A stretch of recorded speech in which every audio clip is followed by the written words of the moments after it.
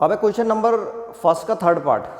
तो ये third part में 3x minus y is equal to 3, इसको इक्वेशन नंबर फर्स्ट बना लिया, और 9x minus 3y is equal to इसको सेकंड पार्ट बना लिया। ये जरा थोड़ा अलग टाइप का क्वेश्चन है। जो लीनियर इक्वेशन होती है वो किस फॉर्म में होती है, ax plus b y plus c is equal to 0, इस फॉर्म में होती है ये इक्वेशन। ये लीनियर इक्वेशन है और दो इक्वेशनों को इस तरीके से दिखाते हैं, a1x plus b1y plus c1 is equal to 0, और दूसरी इक्वेशन को a2x plus b2y plus c2 is equal to 0, इस तरीके से दिखाया जाता है। और इसमें हम कौन सी इक्वेशनों को सॉल्व करते हैं, केवल जिसमें a1 upon a2 is not equal to b1 upon b2 होना चाहिए। इस केस में यूनिक सॉल्यूशन होते थे। कैसे सॉल्यूशन होते थे, यूनिक सॉल्यूशन। दो केस और होते थे, ये पहला केस था। सेकंड केस में क्या होता था, a1 upon a2 is equal to b1 upon b2 और is equal to c1 upon c2। ये जो है मेनी सॉल्यूशन का है, मेनी सॉल्यूशन। और एक और होता था थर्ड वाला केस, जिसमें a1 upon a2 is equal to b1 upon b2 और is not equal to c1 upon c2। तो इसमें आता था नो सॉल्यूशन। तो क्या होता था कि जो सेकंड और थर्ड केस है इसमें हम सॉल्व नहीं करते लीनियर इक्वेशन को, क्योंकि सॉल्व करने का कोई मतलब नहीं है। इसमें मेनी सॉल्यूशन आते हैं, इसमें नो सॉल्यूशन आता है।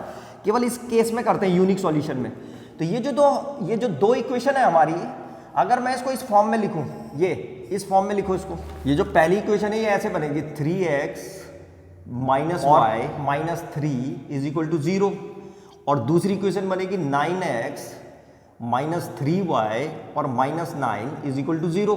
अब पहले वाले के लिए जो a1 है 3, b1 है इसमें -1, ये y का जो कोफिशिएंट होता है तो -1 है, साइन के साथ रखता है।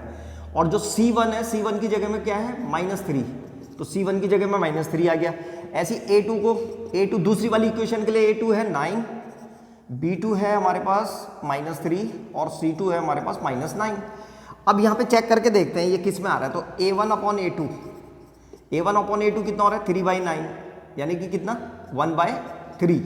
ऐसी b1 अपॉन b2 कितना हो रहा है, -1 अपॉन -3, तो माइनस से माइनस कैंसिल हो जाएगा, ये भी 1/3 आ गया।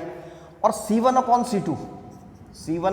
c2, इसको भी अगर हम चेक करें तो -3 अपॉन -9, तो माइनस से माइनस कैंसिल हो गया, ये भी 1/3 आ रहा है। तो ये वाला केस आ रहा है, ये दूसरा वाला, ये a1 upon a2 is equal to b1 upon b2 is equal to c1 upon c2। तो इसके मेनी सॉल्यूशन है, तो इसको सॉल्व करने की जरूरत नहीं है।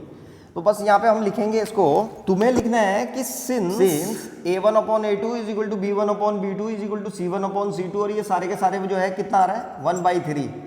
तो यहाँ पे लिख देंगे देयरफॉर क्या, मेनी सॉल्यूशन, और इसको सॉल्व करने की जरूरत नहीं है। मेनी सॉल्यूशन जो है हम निकाल भी नहीं सकते। तो ये मेनी सॉल्यूशन वाला केस था ये।